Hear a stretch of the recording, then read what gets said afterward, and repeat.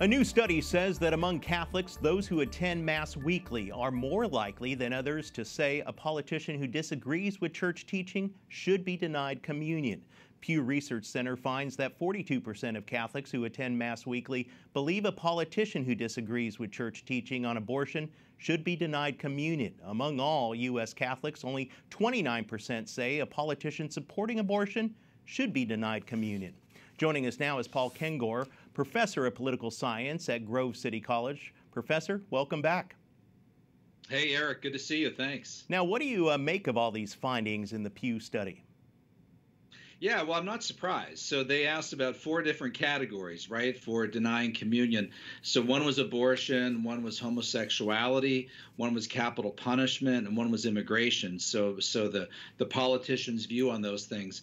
And the only one where the numbers were really even close was abortion. And yeah, I'm glad to see that, right? And the numbers, I believe, were the closest category. Actually, the closest category was based on Republicans. Right? So Republicans were 50 to 49 said that they thought that such a politician should not be denied. So there were 49% in the denied category. That was about the only one where it was almost a majority. And then next to that, it was those who attend Mass weekly, and that was 42 to 55.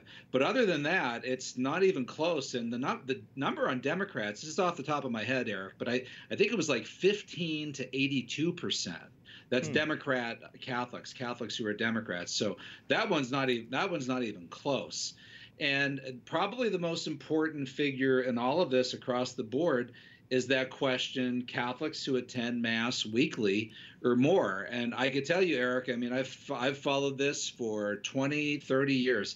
That's the most important number. And it's kind of the best measurement of devoutness, piety, regular practice. I mean, whether or not that's flawed or not, understandably.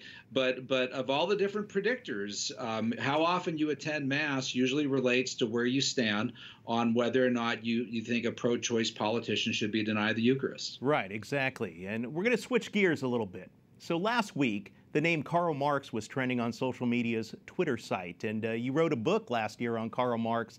Are we starting to see more Marxism in the United States?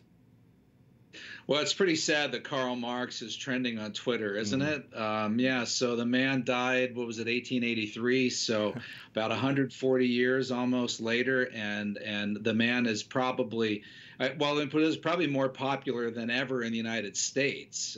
He was never, believe me, he was never popular in the communist world. He was never popular in the Soviet Union, behind the Berlin Wall, or any of those places. The first chance that the people had in those places to reject communism, they did. But yeah, in the United States, Marxism is quite literally more popular than ever. I could just sit here and rattle off a bunch of really disturbing surveys and data points on the number of young people generally who say, that they believe in the abolishing private property, say they prefer socialism over capitalism. It's really sad. And from a Catholic perspective, look, the Communist Manifesto, Eric, it was published in 1848. And the church has been warning about communism since Pope Pius IX's December 1846 encyclical Qui Pluribus, and 2 years before the manifesto was even published. So the church has been warning on this for a long time. And frankly, to see publications like America Magazine, the Jesuit magazine, in July 2019, run articles with titles like "The Catholic Case for Communism," there is no Catholic case for communism. There's a Catholic case against communism, not one for communism. Well, Dr. Paul Kengor, professor of political science over at Grove City College, thank you so much for joining us. Anytime, Eric. Thanks. God bless.